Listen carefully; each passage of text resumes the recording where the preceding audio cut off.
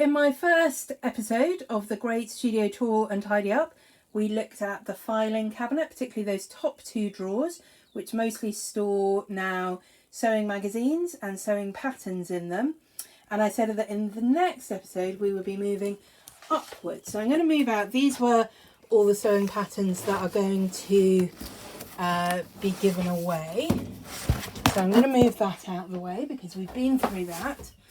So the first thing you can see on top of the filing cabinet is my doll's house. So we're going to have a look inside the doll's house. I wanted it to be a brick house.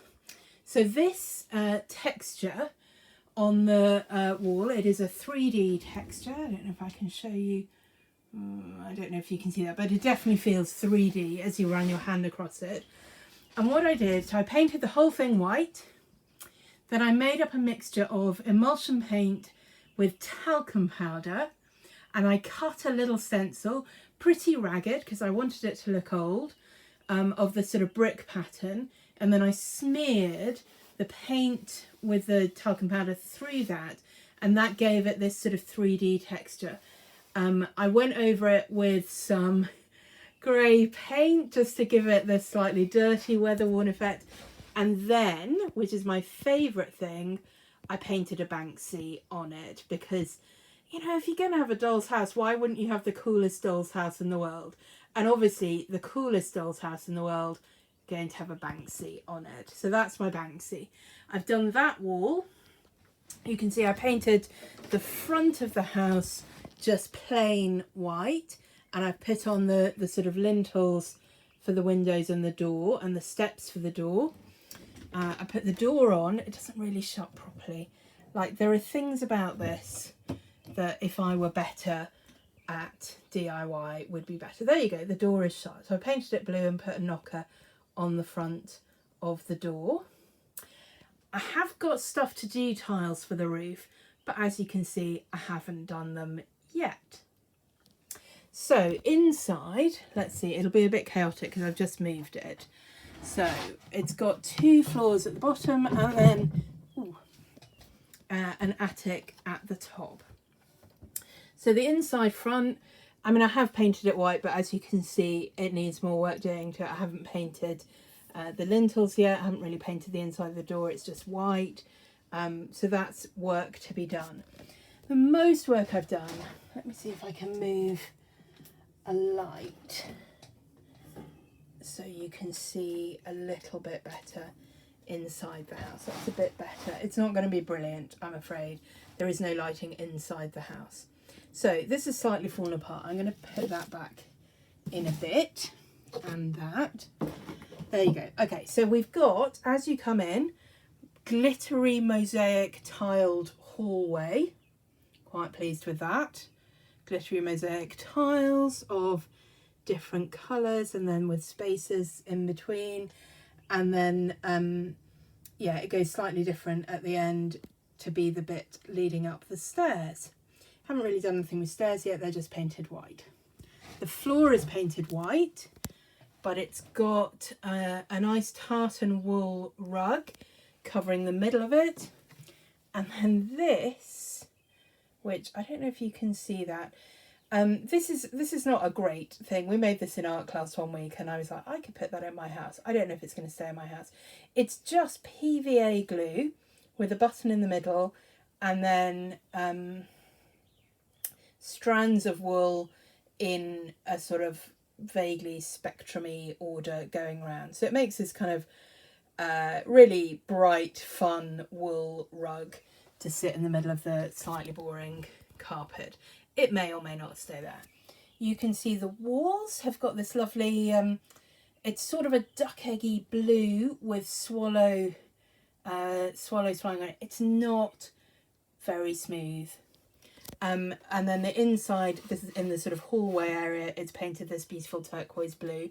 I have put in like skirting boards, and there's a sort of divider panel between the hall and the main room, and those are painted white.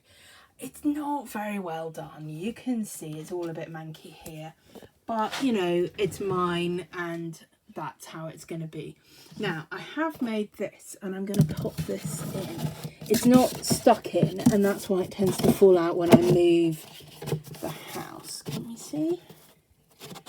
So there we go. So it's a wall that blocks off the stairway, which I like. I never like in a real house having an open stairway. I just feel like you're sitting in the hall. And then it's got in it, so I made this out of foam board and covered it in the wallpaper, holes that are cut out. And the idea is maybe that they will have, as if it's like a recessed display wall. So they will have sort of little shelves put behind them, probably with white behind them, and then I can put little decorative items in there. We will see. There's also these which function as little window slots. Can you see? Into the stairway. So there's that. It's also got a lounge suite. Let me get this out and show you. So this is one of the armchairs. It's white. It's kind of leatherette. And then I've Mod Podged this bright pink, rather glorious paper around it, and not bothered with the bottom, as you can see. And I've done that, I think, on the corner unit as well. But I don't think I've got round to it yet. Sorry, you're going to get seasick watching this because I've got to just hold it. Yeah, as I do it. I painted that white, but I didn't get around to putting the pink on it. So that's the sitting room and the hallway. Upstairs, where do we get to? Well, yes. Oh, we get to a tin of things that I didn't realise I'd left in there. Let's just have a look and see. Okay, bits of leftover mosaic tile and hinges and things. That's fine, that can stay in there. I've got a little sort of mini-sized blackboard that I think probably should be in the top room. So I'm going to move that. Now this room I have done a bit better. You can see I have laid down a nice wooden flooring and filled it with sparkly teal wallpaper. This sparkly teal wallpaper, not going to lie, that's what I have in my bathroom. But because it doesn't have a scale to it of the pattern, it works just as well in a doll's house room as it does in my bathroom, and I love it in both places. Here I've got some curtain pulls for when I maybe one day go around to putting up curtains. And what I've really got in this room is a bath. So on this side I've got some tiles. This is obviously just paper, but to look like tiles. It looks like there's a stain down the middle of that, and in fact I think there is a stain down the middle of that in real life as well. I'm not quite sure why. It's a bit disappointing, but anyway, this part of the room, so this is basically going to be a bedroom, and this part is going to be the bathroom. It's not going to have a toilet. It may well not have a sink. You know, this whole house is not going to have a kitchen. It's not going to be functional. It's dream house. And then this has got sort of glittery foil paper all over it. Let me just see if I can hold that so you can see. Oh, now it's too near the light. Anyway, it looks really awful on camera. I promise you, it looks a lot better in real life, where all of these colours are sort of glittery, shiny gold on my lovely clawfoot bath. So that's that. And then it goes upstairs again, and as you can see, the attic is just a storeroom currently. There's a lot of foam board that's pretty useful for building walls and stuff. What else have I got in here? It's a while since I've done any work on this. Oh, okay. Interesting. I think I bought this from the charity shop. There you go. For £1. And I think the plan was that actually we would take all of that out and then paint it, and it would make quite a good doll's house sized bookshelf. So that's that.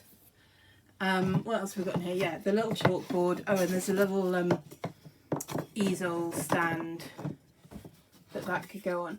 And what I planned, though as you see I've not really done it, is that this top floor would be the artist studio. This is your sort of loft attic space. Maybe there'll be a wall full of yarn, maybe there'll be lots of paints around, yeah, it'll just be wild and fun.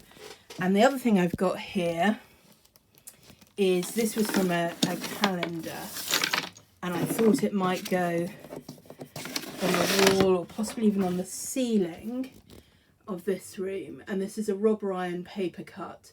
I thought about it in my head and I felt it in my heart, and I longed for it to happen with all of my body and soul, but I made it with my hands. And I thought, actually, if this is going to be like an artist studio room, that would be a really great mural to have. So I'm not sure whether it will fit on the walls or whether it will need to go on the ceiling like that. So, you know, it's very much a work in progress. This is my grandparents, my mother's parents, and they were the grandparents who owned the shop that I mentioned. And it was a shop that sold, I mean, all kinds of things. Drapers, haberdashers, clothes, shoes, knitting wool, all sorts of bits and pieces. And in that shop, one of the things they sold was buttons. And if you can see on the front of this cabinet, it says Glamour Buttons. Glamour was a buttons manufacturer in the 20th century, and this was their display cabinet. So all of these drawers are very shallow, but you can imagine how they would fit perfectly cards with buttons on them. And you'd have in the different drawers different sizes and different colours. So when they retired and the shop closed down, they sold a lot of the things in it, obviously, but they kept some of the pieces of furniture, particularly ones that would fit in houses, sideboards and all sorts of cabinets. And when their house was being cleared, my mum found this and she was like, Ros, would you like that? And I really, really wanted it. It's a bit of a weird size. The drawers don't fit an A4 piece of paper in them. They're about 10-inch square inside and they're only about an inch deep. So what do we keep in here? Well, we keep thread in here. Generally that fits pretty well. We keep more thread in, oh that's, no, here we go, more thread in here, there we go. There's not very much left now, but there is some, which was thread that they used to sell. I'm just looking, not sure. Coates thread or Tootle thread was certainly from the shop, but I may have used up pretty much all of it now. What have we got in here? We have got pots of air drying clay, pots of metallic gilding wax, a couple of stray reels of thread. Okay, I have got more of this. I don't really know where it all is and why it's not all in the drawer, but this is really lovely pearl embroidery thread. It's quite thick for embroidery thread. You could crochet with it as well. I've got a number of colours of that which fit in there. This is a kit that I have never done. It is to make 2 miniature baskets. I should do that one day. Some acrylic paints. They fit pretty well. Bits and pieces. These are little mini canvases which actually are destined for the doll's house. I don't know what that is. Random little owl, bits of cork. Yeah, I think some of these are definitely doll's housey things. Okay, that was a card. I'm not really sure. Okay, bits. Anyway, what have we got in here? We have got some paints and brushes, mostly brushes. So some more acrylic paints, some pipettes, some spatulas, some big chunky brushes of various kinds. Did we go now? There we go. Here we are. Watercolour paints.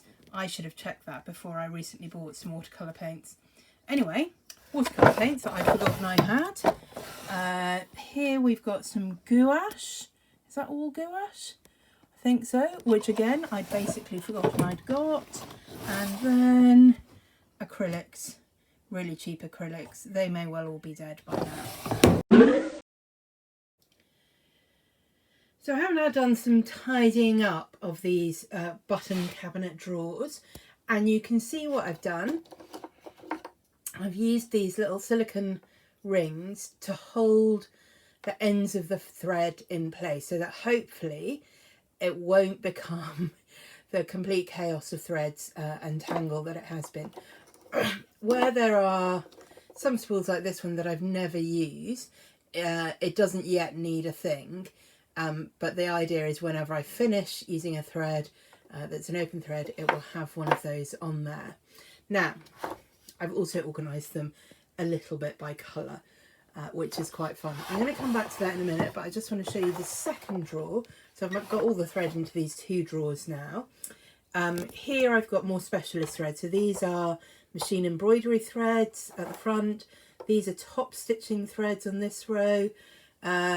Invisible threads, metallic threads, that kind of thing over there. And then this, I don't quite know where these all came from, but I've got a whole range of these on these little cardboard rolls. This isn't brilliant quality thread, but it's fine for sort of tacking and that kind of thing. So that's all stored there at the back. Now what I did want to show you is some of the history of thread contained particularly in this top drawer. So I buy Gutermann thread, so this kind of thing is very typical of the kind of thread I buy, 100% polyester, Gutermann standard sewing thread. As you saw in the drawer below, I do have some specialist threads as well.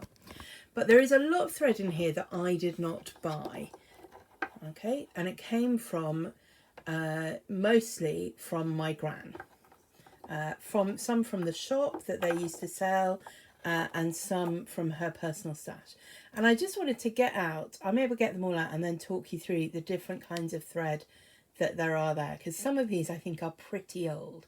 And it has to be said, thread doesn't last forever. Really old thread, it will snap, it will be fragile. Some of these I've tried using and they've just snapped and it's not been worth it, but some of them have proved to be completely fine. So they're just there and I'll try using them when I get to them, and if they don't work, they don't work. But I'm going to get some out just to show you some of the different thread companies and types of thread and labels that there are on them. So I just wanted to show you some of the cotton reels I've got and the sort of history of thread contained in them. So I'm going to start talking about the ones that are labelled Sylko.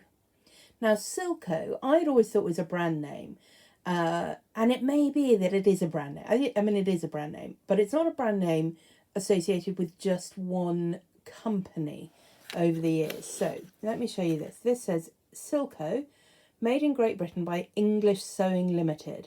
100 yards, 91 metres, fast-dyed mercerised cotton, D112, very dark brown. Okay, and then you can see that is an empty reel. These are plastic reels, so they're not absolutely the oldest cotton reels you can get. One of the reasons I've got so many empty reels, some of these are mine that I have just run out of thread and kept, but also I was collecting empty reels at one point to make a circular knitting needle holder, which I'll show you at some point, and they were great for that. But I mostly used the wooden ones I had on that. So these really are all plastic.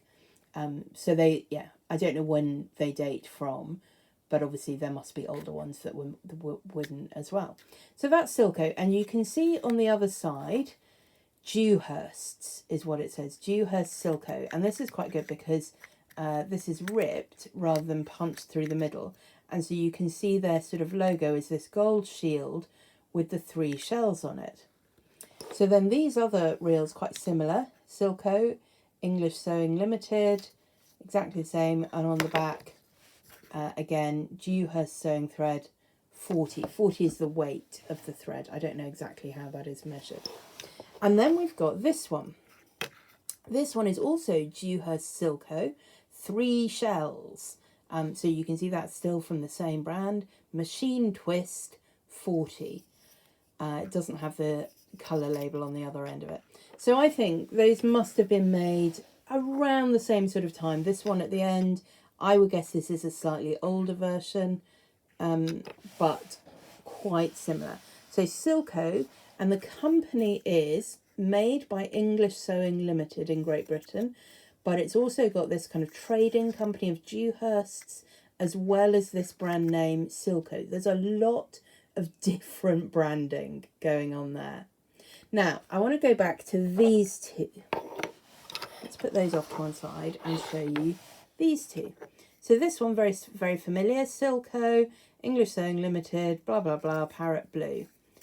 But do you see what's different on the back? It's not just got that single hole, it's got these 4 holes here. I guess that's cheaper to manufacture. It's more similar to how the old wooden ones used to be. So maybe it's not cheaper in the plastic, but they hadn't worked that out yet. Not sure. Anyway, I love this colour, by the way, this parrot blue. But also I've got this. This is called Trylko, made in Great Britain by English Sewing Limited. 100 yards. It does tell you in very small type, that's also 91 metres. Fast dye, D22 lilac. Nothing on the end, but just the single hole on the end. So I don't know what was different between Sylko and Trylko, but clearly there is a sort of a overlap of branding happening there. There's also, do you see, an interesting thing about the colours? So D22 lilac, D447 parrot blue, strikes me that those are the same, part of the same system of numbering, the D numbers, but lilac, very near the beginning, 22 colours. There is also a difference, and I don't know if the camera will be able to pick it up. I think it does, actually. This Sylko is definitely shinier. This Trylko is very matte on the spool. It's hardly got any sheen at all to it. So that must be some difference in how they're manufactured. And that's why this one's Trylko and that one's Sylko. I've never seen the Trylko name anywhere else. I don't know where that comes from. But the same manufacturer. So we've got some Sylko, Dewhurst, we've got some Trylko, and then we've got, I think this is the next batch that I want to show you. Yes, here we are. These are Sylko. You can see, still says Sylko. Mercerized cotton thread, still got those 3 shells on the label. Same here, Sylko, cotton thread, 3 shells logo. But when we turn over, we don't see anything about Dewhursts. We don't see anything about English Sewing Limited. All we've got is the colourway. There's no D. This is 283 flesh. I mean, honestly, if that's the colour of your flesh, I really think you need to go and see a doctor quite quickly. That is not a healthy colour, no matter what your natural skin tone. And this is saffron, misspelt, S-A-F-R-R-O-N. And again, it's not really a saffron colour. Made in EU, this one says, so this can't be that old, and they've both got barcodes on them. So they're definitely newer, but I think it's just interesting to me. They're both using this Sylko label, Sylko brand name, and the 3 shells logo, but there's no indication that they are from Dewhursts or the English Sewing Company. I mean those two, because we haven't got to those yet. And then I've got this little batch here. Let's move those out of the way and those here. Okay, and what have we got? We've got Sylko mercerized cotton thread. We've got those 3 shells. But when we turn it over, mercerized cotton, Tootle is the brand name. And that's definitely a brand name I remember that they used to sell in the shop, Tootle. Tootle shirts and maybe other kinds of clothes, but also this sewing thread. 100 metres, 109 yards. Interesting, isn't it? Because some of the others, 100 yards, 91 metres. I feel like we've had a shift there. Made in Great Britain, light Reseda. Anyway, it's this kind of, it's very pretty, this kind of eau de Nil, I would have called that. 117. Similarly, Sylko, mercerized cotton thread, made by Tootle. But interestingly, this one, made in Sweden, not in Great Britain. So those two you'd have said were identical, but this one definitely says made in Great Britain, this one made in Sweden. I think Tootle were a Swedish company. I could be wrong about that. I haven't Googled, but I think that's right. And so maybe the manufacturer was shifting away from the UK to Sweden. What have we got here? Sylko 40, Tootle. really big branding for Tutil now on the back.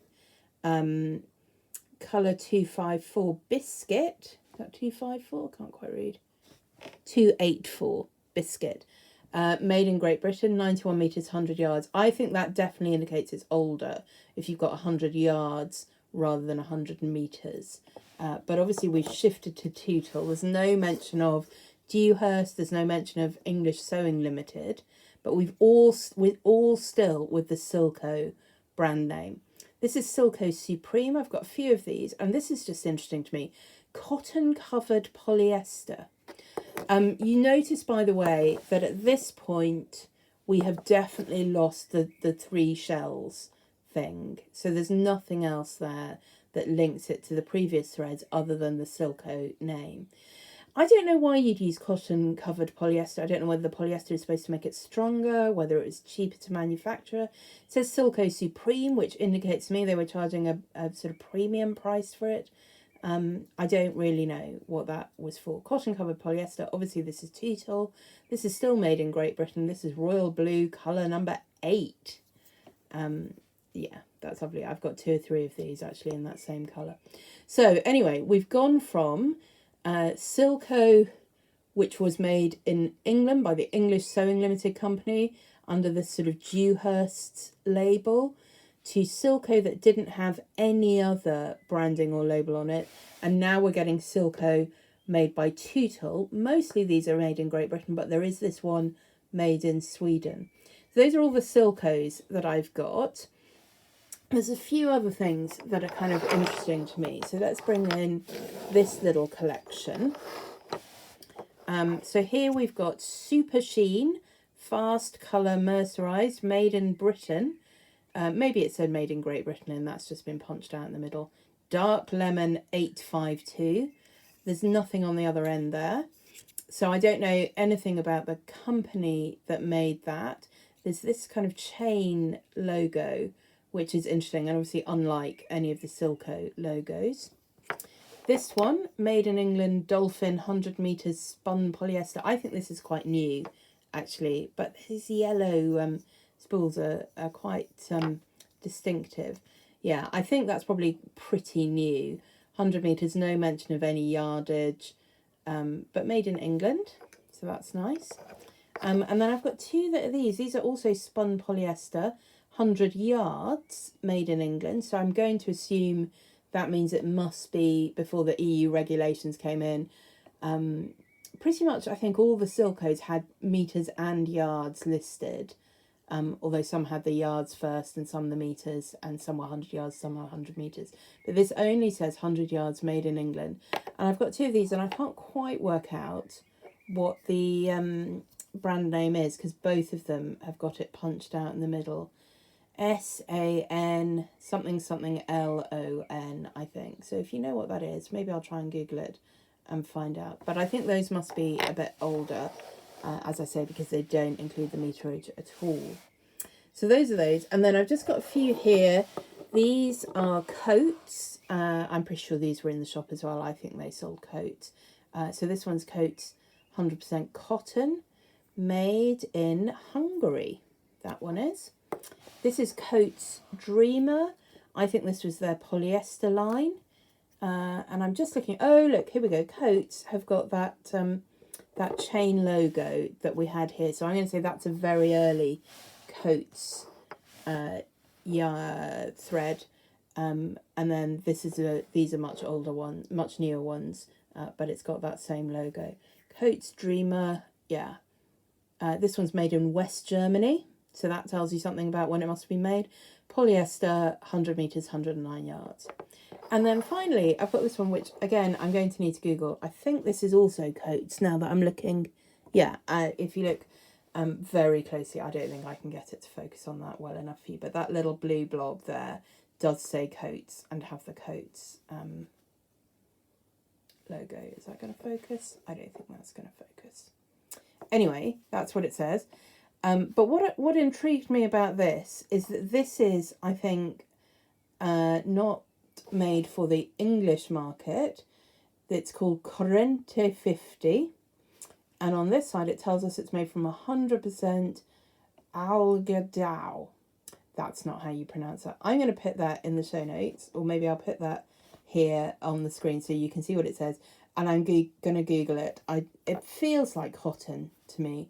Is that Spanish? Is that Portuguese? Something like that. I have no idea why I have got any thread. I've never been to Spain. I've been to Portugal once, but I'm sure I didn't buy this spool of thread there. So I've no idea where that's come from. Anyway, so that's my little history of threads. If anyone knows anything about Trylko, I'd be really interested to hear about that. Or if you know anything about the history of the Sylko brand name and why it went through so many different incarnations, I'd be interested to hear about that as well. Okay, under the button cabinet, those are just bags. Some bags for life, some more sturdy bags, whatever, they are just bags. Here, let's get that out. So this is a bag that I made several years ago, 10, 15 years ago, out of an old pair of jeans with this really lovely silk fabric there. And then again, yeah, in here, a lot of bags of different sizes and shapes. Yeah, sometimes they get used as project bags or storage bags. Like everyone, I think, I just have a lot of bags these days. This is another bag made out of some denim from years ago, but most of these are not bags that I've made.